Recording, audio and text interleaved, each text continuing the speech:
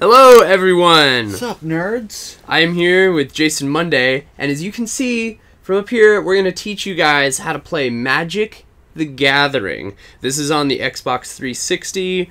This game just came out not too long ago, and it also is on the PC. It's a little known fact, like, how much do you think we know about Magic the Gathering? Jason? Quite a bit.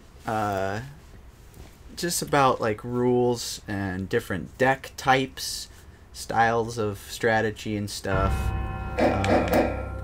Don't know like all of the cards because it's such like Magic has been going on for like years and years and years. So there's thousands and thousands of cards. So it's hard to like know all of the cards. Yeah.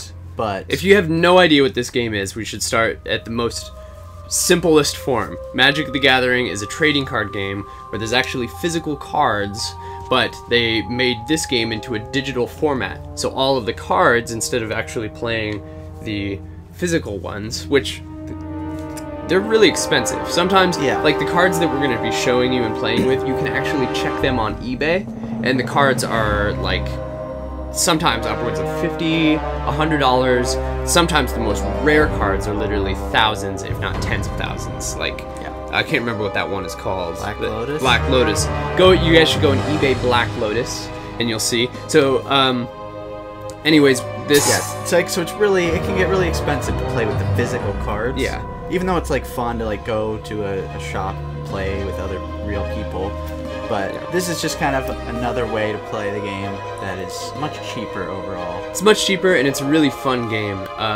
Jason and I have played the WoW trading card game. I used to play Pokemon back in the day, that trading card game. Star Wars and Star Trek. Magic is kind of the granddaddy of all trading card games, and it's definitely a top-tier trading card game. So if you've never played this before, we're going to teach you how to play it. And then if you have played it, after we get done teaching you and going through some of the campaign stuff, we are going to actually play against other people online. So that's a neat thing about this game, is that you can actually play against other people on Xbox Live Arcade and on the computer, and it gets pretty intense. Jason and I have been playing, you can play 2-player. The campaign is only 1 player, so we're just going to go ahead and start. We are going to fight against Talrand, who is a card, a legendary creature that's going to be on Jason's side, and then we're going to be playing as let's see what decks we have to play with. We don't have many. I'm gonna play first. So so Luke will be actually in control of this game, but we'll be on a team. We'll make this. We'll make this the green deck. Let's do red versus blue. That'll make it very simple. So we're gonna be playing a red deck.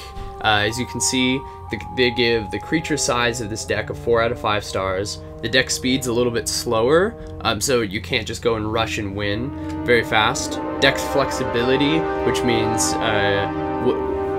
is it good versus other decks? It is. It's good versus other decks. The card synergy, the cards don't really work well together, but that's okay because they're all individually powerful, is the way that I take it.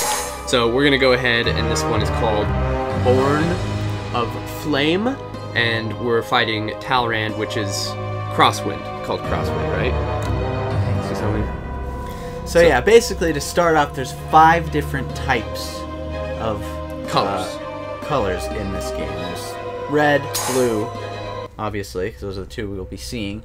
Then there's also green, white, and black, and basically those will determine the land type that you use in your deck, and that determines what cards you are able to play throughout the game. So a few different type of card types. Can I tell them about that really quick? Yeah. So land.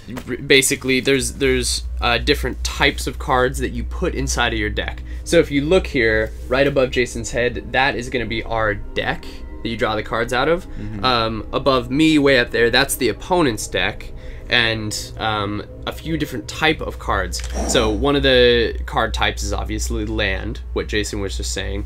This is the most simple card. This is basically just says, this is kind of like our energy source. Yeah, this is our resource, so this is what they call it mana, right? Yeah, you tap the card, and then you will be able to, depending on how many of the land you tap, we'll be able to pay the cost of a spell like this one. Which so is, what type of card is this? This is a creature card.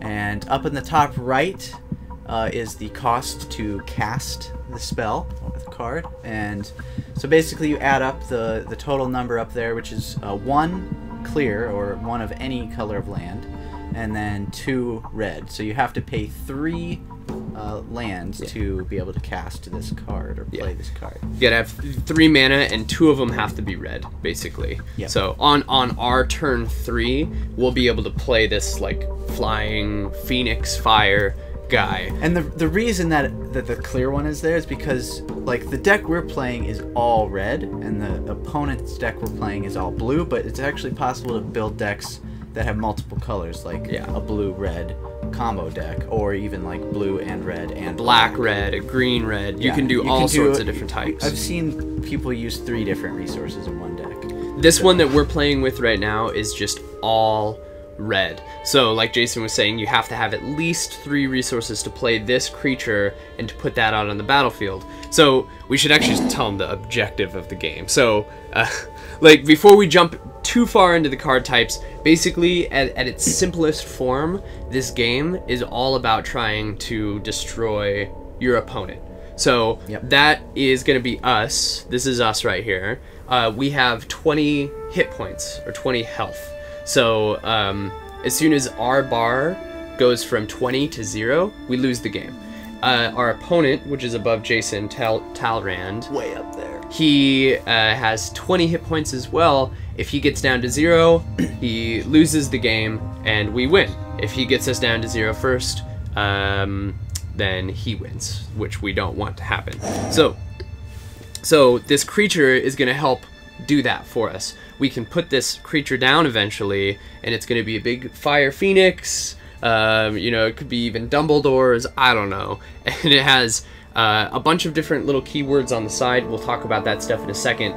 But the most important thing about creatures, I think, right off the bat, is the numbers down on the bottom right, which Jason will tell you about. Yeah, so, wait, this side. Over here, like down on the bottom right of the card, there are 2 numbers there. It's a 2/2. And what that means is the number on the left is their attack or their power. That's how much they can attack for. So the strength of his attack is 2. And then the number on the right side is their toughness or their health. And that is basically how much damage they can take before they will die and then go to the graveyard. And if the creature dies, it's not that big of a deal. You don't lose the game, you just lose the creature. So this thing is not super strong when you first put it out, and if it was to attack the opponent, it would do 2 damage. So it would bring him from 20 health to 18. That's closer to him dying, it's closer to us winning. So that's just one of the creatures that we have in the hand. This is an ability, and this game also gives a little tool tips as you play. So abilities. Now this is another creature, but it has an ability on the creature. Okay, so this has an ability on the creature. As you can see up at the top right, the cost of that, we could play this on turn 4, and it says, one of your cards has an ability that can be activated. Select the card and press A to activate the ability. So that's more of just a for in the game. Exactly. The Xbox version. So this guy is a 2/2 turn 4 with an ability that we can pay more and more red to give him more and more attack. Each card is unique and individual, which makes this game really cool, I think, is because it's not like every single card you put down is like a turn 3, like has 3 hit points and 3 attack, and that's it. Almost every single card in this game is unique and cool, and then you can build really awesome decks that like work with each other and help out. So that's another creature. Let's here's another creature. This one's a turn 6 if you look. So it's much stronger. Look, it's a turn 6 and it has 6 hit points and 6 attack. So this thing is pretty big, much pretty beefy, bigger. It's called an elemental incarnation. It's gotta be strong. So here's another. This is a new card type. Yeah. This is This one is called an enchantment. Not a creature, not a land. This is a brand new thing. It's just like an enchantment. So basically, you play this card for its cost of 3, as you can see in the top right of the card. And enchantments, when they're played, they come out into play, but they're not like a creature that has the ability to attack. It just sits out on the battlefield and then will help you, hopefully, in some way. So what this one says is at the beginning of each player's upkeep, which just means at the beginning of their turn, basically. Yep. Sulfuric Vortex, which is the name of the card, deals 2 damage to that player. So, oh, and then the last part is if a player would gain life, that player gains no life instead. So there are ways to gain life, but this card would make it this is all very specific. The main thing to get out of this one is that it's just an enchantment, so it's a different type of card. Like Jason was saying, it has usually a beneficial side effect, not side effect, but it's usually beneficial to you when you play it. Yeah. So enchantments are normally good. There are ways to get rid of enchantments in the game. And then here is one of the last card types, and I'm glad that we got every single one of the card types with our opening hand, because when you start the game, you start with 7 cards. So you start with a deck that you've made, and then you get 7 cards, and we're just going through and showing what we got in our opening hand. So you want to explain this one? Yeah.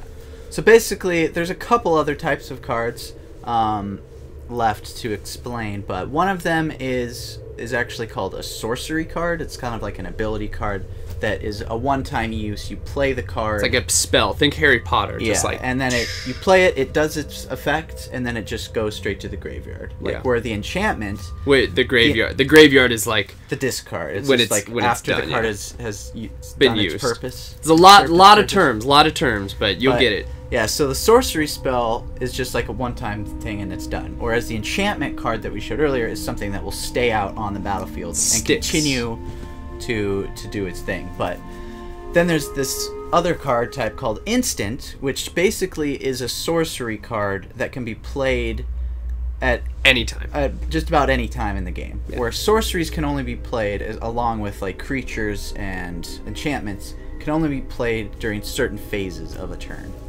Think about it this way. Sorcery cards are usually more powerful than instant cards because you can only play sorcery cards on your turn.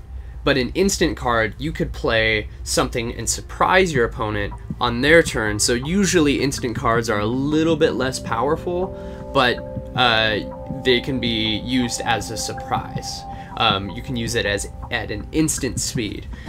Yeah, so it's kind of like a response to something that your opponent does. This is actually a really good instant card. So this one, as you can see, it costs 2, and it just basically, the Searing Spear deals 3 damage to a creature or to a player. So if we were to play that, if we had 2 resources available of the land available, we would be able to do 3 damage to that player, and he would go from 20 health to 17 health, again closer to his death.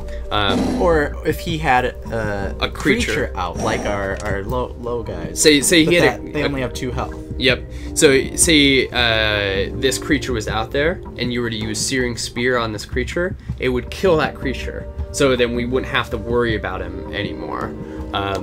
So yeah, instant spells are pretty neat, but you can only use it one time.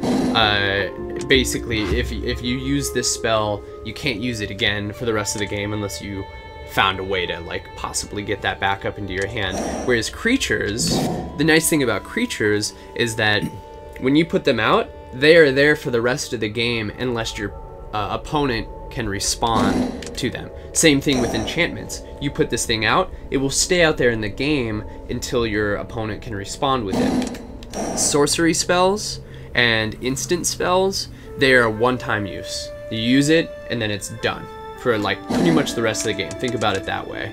So that's pretty much it as far as the as far as spells. card types, yeah. Yeah. So there's a lot more to know about this game. I know it can be overwhelming to some of you guys, but we're going to be going through and doing some practice rounds. You guys will eventually pick it up, and by the end of this series, if you guys continue on with this, you would be able to go out and buy your own starter decks, or even get this game if you wanted to. I think you can get it for PC, you can get it for Xbox, you can even get it on iPad right now. We'll teach you pretty much everything there is to know about it, and we'll play against some people online. It'd even be fun to play against some of the people that watch this sometimes. See if you could take on Jason and I. There's a match called Two-Headed Ogre, where you can, or Two-Headed Giant. Two-Headed Giant. Giant, sorry, yeah. Magic. So basically, it's 2-on-2. So it would be Jason and I versus 2 of you. But that is going to be it for the first episode. Thanks for watching, and yeah, keep up with the series because we're going to keep going. It's like an encyclopedia of knowledge, this game, but it's fun, it's neat, and we'll see you guys next time.